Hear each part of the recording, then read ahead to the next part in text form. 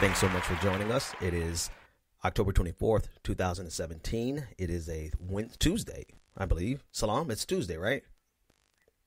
I believe it is. Yeah, okay, so it is Tuesday. I brought my friend, my colleague, and my partner, Salam Morcos, on tonight because we have some disagreements. And we want to pretty much demonstrate to you all that everyone in the Progressive Army, we don't agree on everything all the time. And I think this story is the best story to demonstrate this on because I came into the story of the Uranium One deal pretty much agnostic. And the reason we're going to discuss Uranium One is because our illustrious president of the United States has brought it back into the national discourse.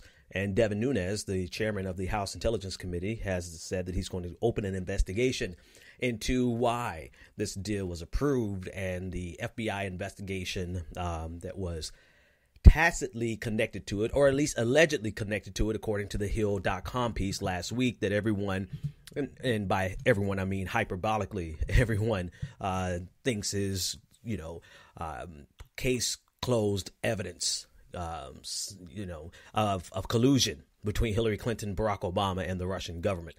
So Salam Morcos, he's been with the Progressive Army for quite some time now. Like I said, he's our partner over there, and you wrote a piece about this a year ago.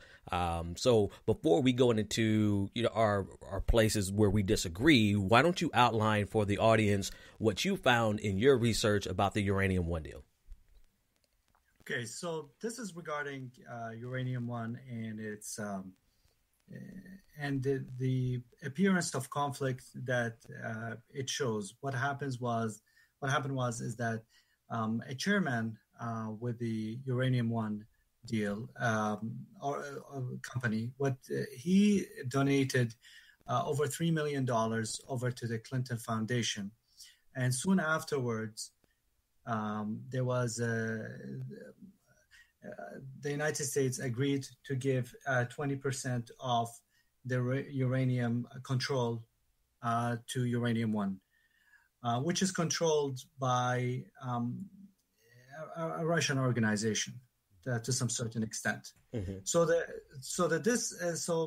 while my article didn't highlight the Uranium One deal, did all the conflict of interest that the Clinton Foundation had, including other deals such as arms deals, mm-hmm. such as dealings with Wall Street or things of that kind. But even if we zero into the uranium deal and see why it's problematic, mm-hmm. And why it violates what I call, while it shows at least the appearance of conflict of interest and why that's problematic in that extent. So basically, my article highlights why that's problematic, even though there is no clear evidence of quid pro quo. Mm-hmm. That is still a form of corruption. So for me, we probably should. We talked about this in our DMs first, and we already found where we agree and where we disagree. It would probably have been best if we had just done that live, but because I agree with you here, I agree that the appearance of quid pro quo is enough. It quite literally was enough for her to lose the election, and that is part of the problem, part and parcel of the problem for the Clinton Foundation. It is the appearance that goes along with getting millions of dollars from people for which you have business in front of the State Department. Here's where we part ways a little bit, and it might be splitting hairs, but I think it's worthwhile. The Uranium One deal, once you dig into it and you look at the specifics of how much uranium Russia was, quote unquote, Russia was going to get control over, and how much uranium the United States has in general. The United States has 15 million pounds of uranium reserves across the country that we have access to. And Russia was going to get, a Russian affiliated agency was going to get about 20% control. And as you outlined, I don't know if you outlined it in your article, but you mentioned it earlier today. One of the stipulations is that uranium isn't leaving the United States. And it's definitely not leaving the continent of North America. And The second part that I want to point out is the fact that uranium is a commodity. And what's going on with Devin Nunes today and Donald Trump today, the Republican Party in general, Tucker Carlson on Fox News last night, and even some progressive outlets, they are imbuing this negative and this fearful connotation into uranium because clearly uranium can be utilized to create nuclear weapons, even though we don't use uranium, naturally occurring uranium anymore in our nuclear weapons. It was what we used in the bomb in Hiroshima. But if you think about the actual numbers, the bomb that we used in Hiroshima was 2 pounds, used 2 pounds of uranium. We have 15 million pounds in the United States. So this idea that they're trying to stir up fears around, that this is somehow going to give Russia this strategic advantage over us, and that this is something that's, a terrible decision, or even something that was significant enough to reach Hillary Clinton's desk as Secretary of State. No one has shown, and no one has made a conclusive argument, a cogent argument as to why, one, this deal would not have been approved of in the absence of this alleged quid pro quo. In other words, if this is collusion, or if this is corruption rather, and the chairman, Ian Tefler, I believe is his name, if he is the guy who greased the wheels of the Clinton Foundation, then somebody has to make the case that two things are true. One, that this was such a national security risk that it warranted getting the Secretary of State to get involved in the first place. And then two, that this deal would have been rejected without this alleged quid pro quo. I'll let you go, Salam. So this is the part where I slightly disagree with you. So on one notion is that I think the focus of the debate appears to be around whether uranium is going to be used for the purpose of developing nuclear weapons. And I think in that part, I agree with you that this is not really the case because, as you alluded to earlier, that first of all, the uranium has to be enriched. It's not any type of uranium. It has to be enriched, which takes years, and processing it is not a simple process. And Russia has a lot of uranium as a commodity, so it does not really need it. Does not need to go all the way to the United States, try to get that uranium from the United States just to develop nuclear weapons.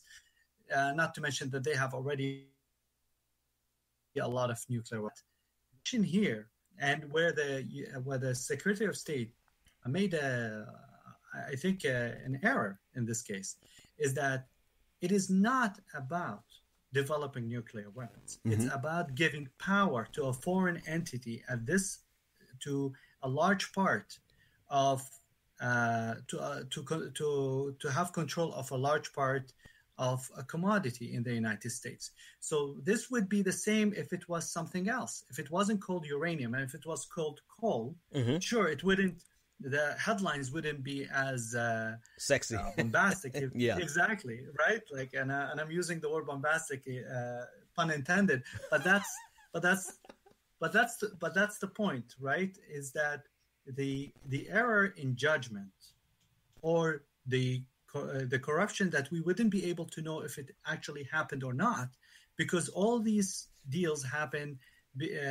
We don't know. You cannot assume that there is quid pro quo, and you cannot assume that there isn't. Mm-hmm, mm-hmm. So this is where we request or we demand that there has to be an ethical standard.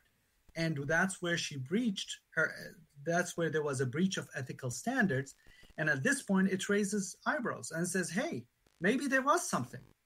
Why would someone put over $2.35 million at the same time that this deal is about to be made? Is this a coincidence? So it raises eyebrows. And mm-hmm. So, and that's the issue. So I cannot dismiss it and say, you know what, there is definitely nothing. Hillary Clinton definitely was not involved. I just don't know, but I believe that it is problematic enough that it's worth, as you said, making her lose the election. I think I'm not a one issue type of a person, so it's just a one issue. But in general, like should it have caused her to lose a lot of votes. Possibly it did, and that's understandably so. But it's important that we demand from every person who represents the public to adhere to ethical standards. And the part that's infuriating in this case is that Hillary Clinton acknowledged when she was about to become Secretary of State, she acknowledged that the Clinton Foundation would appear as conflicts of interest. Absolutely, and she issued a letter, and the Clinton Foundation issued a letter where they discussed in detail all the steps that they will go through to avoid not only the conflict of interest, the appearance of conflict of interest, in what she said that she will go above and she didn't existing standards. Right. And that's where a lot of people could say, you know what, coupled, not just the uranium one, coupled with the arms deal that went to Bahrain and Saudi Arabia, coupled with the deals that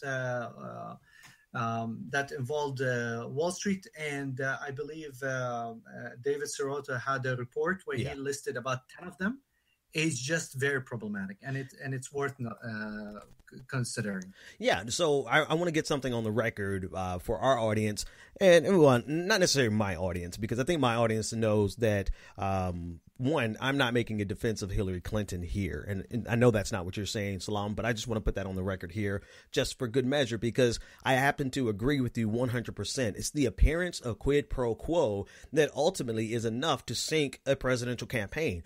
Their internal polling showed this. They realized that once this story that was really started by a book by Peter Schweitzer called Clinton Cash, once that story was polled for their internal groups, 52%, I believe 51 or 52% of people had a very negative outlook on Hillary Clinton because of it. Now, the very appearance, this very well could have been nothing, right? But the very appearance of it was enough for her to lose this election. In my opinion, I think this was one of the key components of her losing the election. So I'm not making a defense of Hillary Clinton because I think the carelessness around this, or the lack of fastidiousness, attention to detail, to make sure that every T was dotted and every I was crossed. Reverse that. You know what I mean? With them not doing that, that's their fault.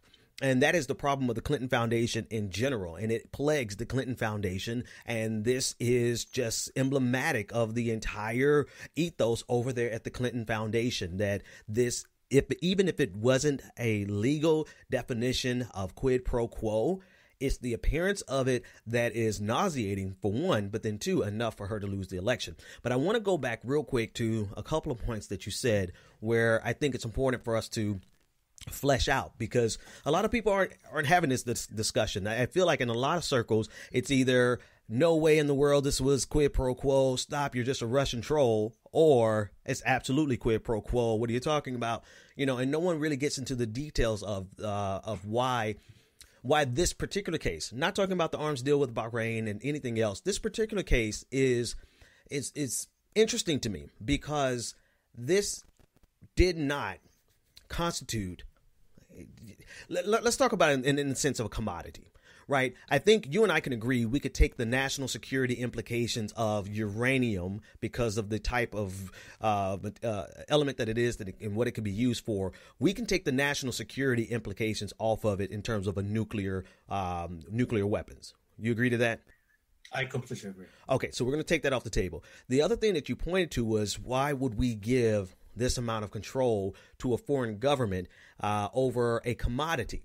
And, here are two practical things that we have to think about. We give 20% away, and, this is something that could still be used in the energy sector. And this is quite literally what Rosatom, the Russian nuclear agency, wanted it for. They want to get inroads into the global energy sector.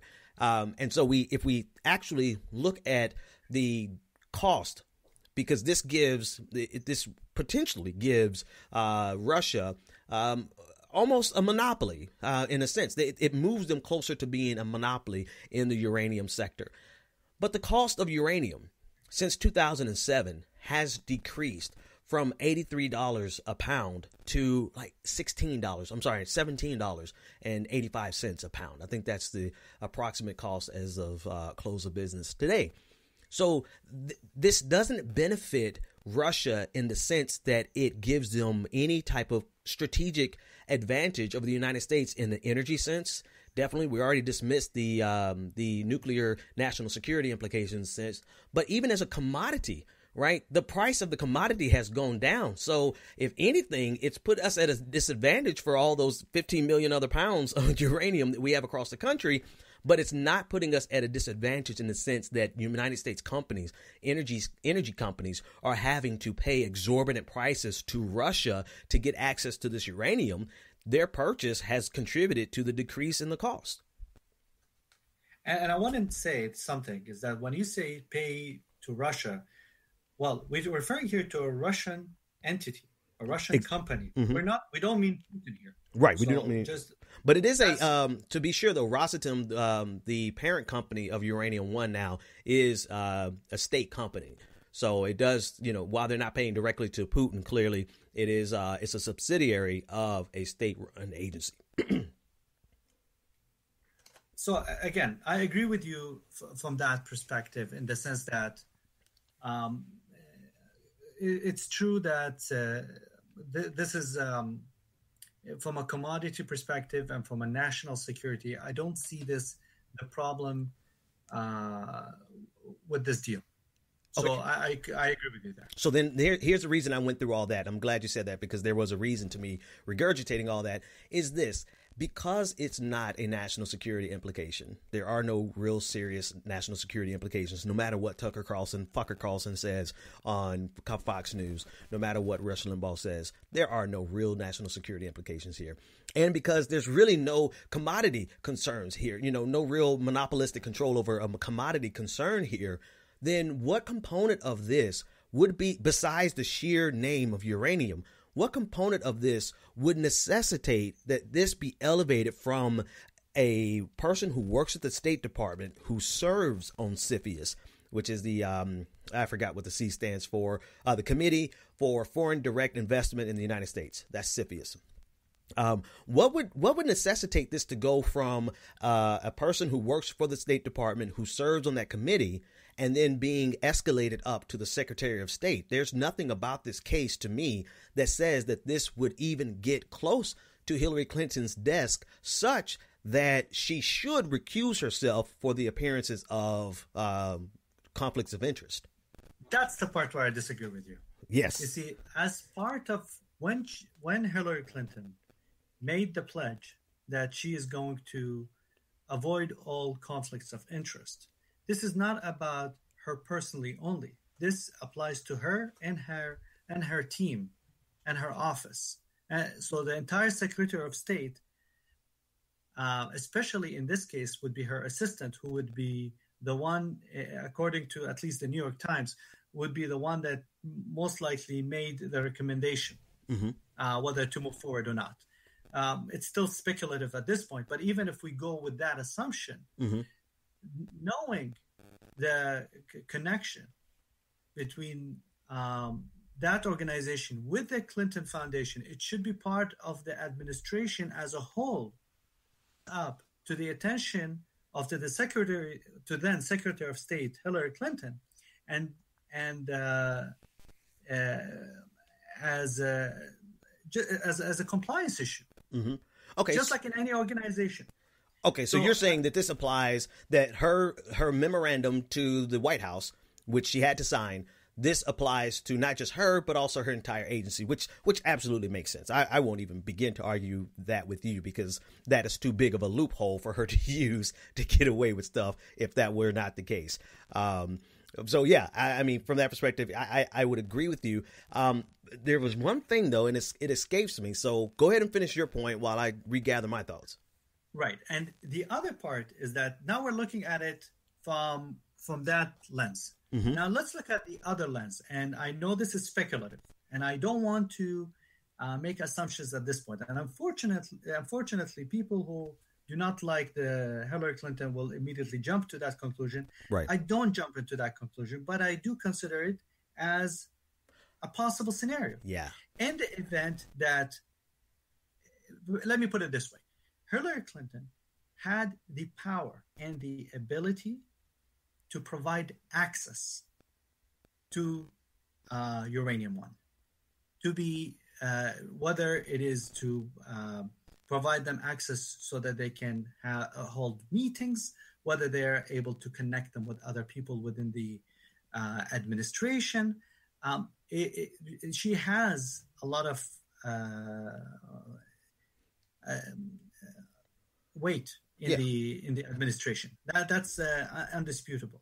Right. So when someone looks at the $2.35 million and then sees the result of the decision, what comes to mind is that what if it is the possibility that that organization made that donation not necessarily to bribe in the form of quid pro quo, but to have access. And as I wrote clearly in my article, which is titled, for the listeners, it's called "Hillary Clinton Breached Ethics, and She Knows It." I wrote it a year ago. That's a good title. So basically, what I said is that when I'll give you an example here, is that Vox Matthew Iglesias, who criticized, who said, no, there is nothing that Hillary Clinton did. He admitted.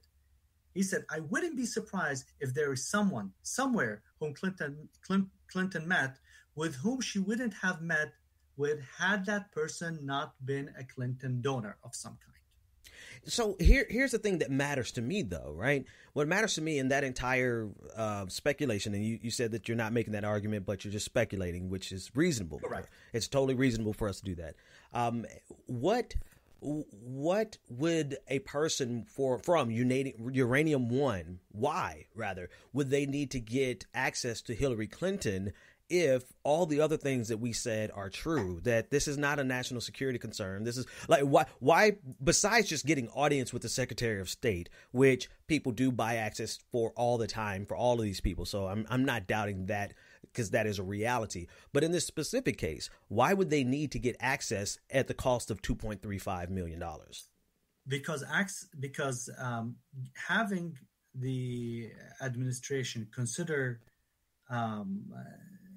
deals of that kind in general. Yeah, so they even bring it to something that's trivial. Right. So, but this is something, this review process, what CFIUS does, this is only really as a means of addressing issues that are potentially national security issues. So the fact that it came up in the first place suggests that there was a possibility of national security implications. However, this is something that this committee does proactively.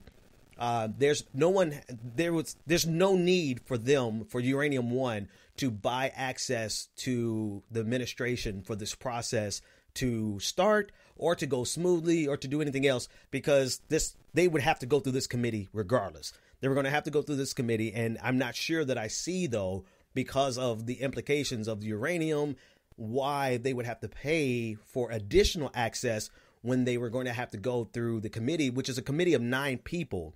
And I think this is nine agencies. And I think that's the last piece that we haven't fleshed out. There's 9 agencies here. Any of the 9 could have been the 9 Correct. One to reject this deal. And, unless they are assuming that Hillary Clinton has so much pull over all of the other committee members that they only had to grease her wheels.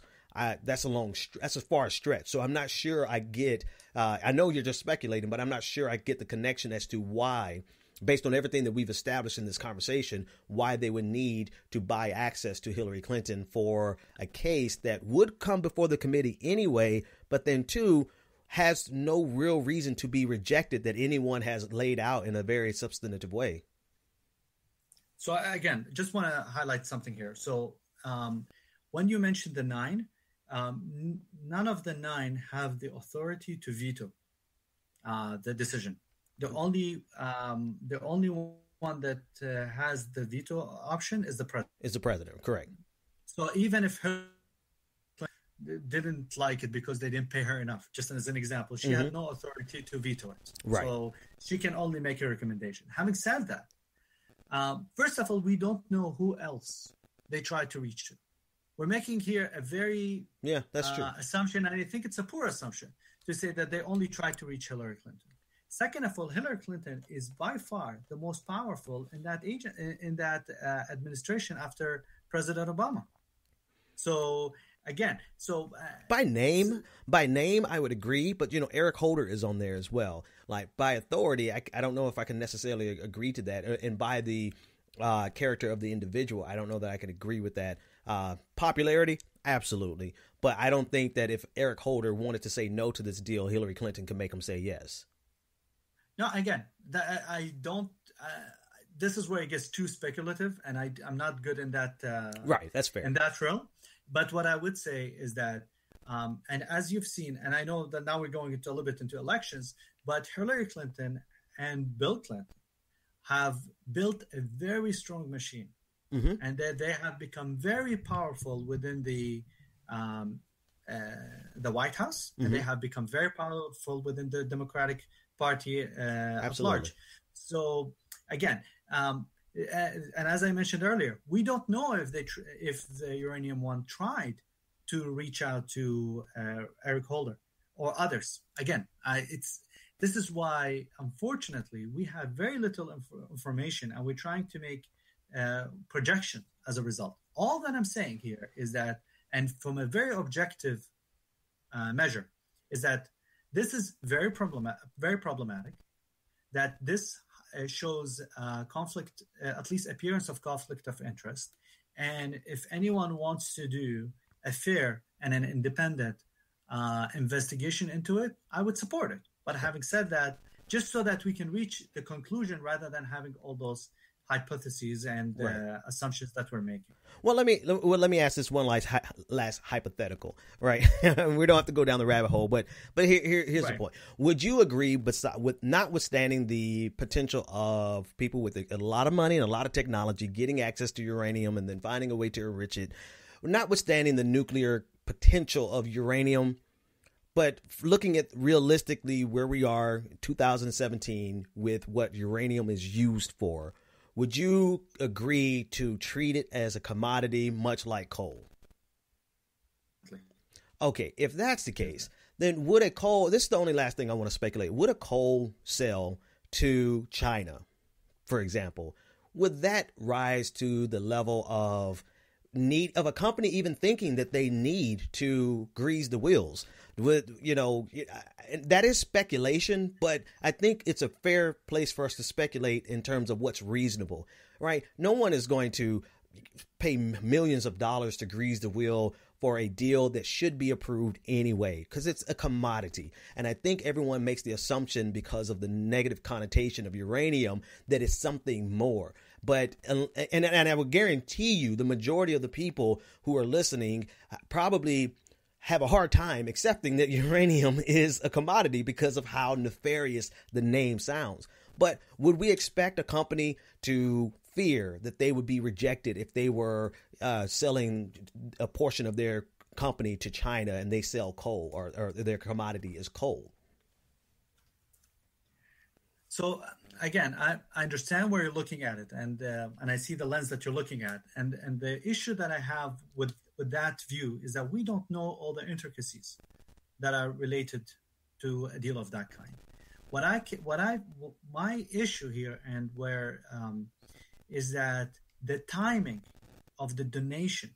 It's the timing. Mm-hmm. If to the Clinton Foundation on an annual basis, I would have no issue with it. Mm-hmm. Mm-hmm. I would say this is just a normal donation because he's trying to be it's a matter of philanthropy. But the problem is that the timing basically answers your question. You said, would there be a need? So my question is that the evidence of that donation at that specific time might answer that comment, which the answer might be yes, there might be a need of some sort, because no one would spend a few millions from their pocket if there isn't a return for that investment. I mean, but Again, in fairness, and I think I have to mention this because I know people in the audience at this point are probably screaming at their computers. We have to mention the $133 million that was donated by, not N did the $2.35 million. There was another guy, his name escapes me. He was the guy who sold his shares in Eurasia as they sold Eurasia to Uranium One. His name escapes Frank Giestra. Frank Giestra. He's a Canadian, and he donated $133 million to the Clinton Foundation. People are screaming at their computers right now because they're saying, how can you leave this out? Well, I think you probably are aware of it, Salam, as well as we left it out because that portion, his entire connection to Uranium One went away in 2007 once he sold his shares in Uranium One. But this is a part of the quote unquote $145 million that all the conservative talking points are pushing at this point, that it's $145 million that they gave to the Clinton Foundation. Well, Frank Giestra, he gave his prior to Hillary Clinton becoming Secretary of State. But more importantly, he relinquished all control over Uranium One prior to Hillary Clinton becoming Secretary of State. So that's why we haven't mentioned that for everyone screaming at the computers. But then, two, the reason I bring it up at this point is he donated $133 million to the Clinton Foundation for philanthropic purposes. I mean, people do give. I am not suggesting two things. I'm not suggesting that there is no such thing as quid pro quo with the Clintons, number one. And I'm not, well, actually, that's number one and two. And I am agreeing with you, and we'll wrap it up here, and I'll let you get the last word. I am agreeing with you that the appearance of quid pro quo is what she agreed to avoid. And she did not do that. My only qualm with that particular statement is whether or not this actually came to her desk. That's a question that an investigation could answer. And maybe that's a question that should get answered through an investigation. But I'm at the point where the Clintons are irrelevant. They're increasingly irrelevant, such that there is no need for it's a complete political shit show that they're trying to engage in with Devin Nunes and the House Intelligence Committee now doing an investigation into a deal that happened almost 10 years ago. But sure, let them do it, because I think we'll find out some answers that might actually put this to bed. But this is a significant waste of resources and time, in my opinion, because the Clintons are becoming more and more irrelevant. And I think this is just their way of getting back at the Frank Mueller investigation. Salam, exactly. I'll pass it to you. No, first of all, I completely agree with you. This is definitely it's all about politics. The Republican Party is trying to claim that they care about they care about ethics. Give me a break. Don't get me started there. No, but I was just looking. In fact, I wasn't. And as you said, Hillary. The 2016 elections are over. Mm-hmm. Let's not relitigate. I mean, we had enough. Yeah, I personally had enough. Yeah. I stopped discussing the 2016 anymore, and this is the first time I even bring Hillary Clinton or the Clinton Foundation. Again, my only comment was, and I think we're in agreement, is that any entity, not just the Clinton Foundation, any entity should take ethics seriously, should take issues of conflict of interest seriously, yeah. And any independent review, any independent investigation into any possible wrongdoing should be welcome, but it shouldn't be one-sided. It shouldn't be a partisan. Yeah, for sure.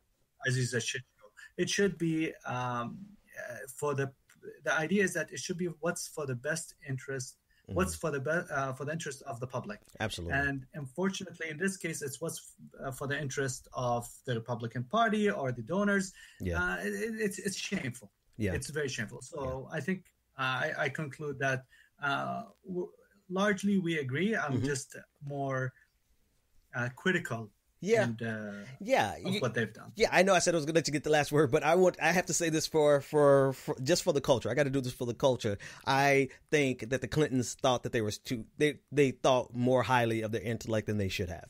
I think they felt like they could walk the line and not pay the price. And, right. Poor people like me and black people like me, we know that you have to avoid the very appearance of evil. You have to stay away from things that can be misconstrued by people and thrown back into you in your face. There's stuff that I don't say on air right now, even in the small format, because I absolutely know I can't afford to. And there's a privilege that goes along with being a Clinton that transcends anything else that made them think that they could get away with this. Even if this isn't quid pro quo, that's irrelevant, but it's the appearance of it, like you said. So I wholeheartedly agree with you, but I just wanted to cut into the meat of the story, because if we cut into the meat of the story, there are things that nobody is discussing that I think it's worthwhile discussing. But now that we've discussed it, I want the world to know that I agree with you, Salam. They should have avoided this, and because they didn't avoid this very appearance of quid pro quo, I think that's one of the reasons we have President Donald Trump right now. I couldn't agree more. That's all we've got for you tonight. Hey, Salam, thanks for hanging out with me, man. We got to do it again. Definitely. Absolutely. Thanks. Hey, have a good night, everyone.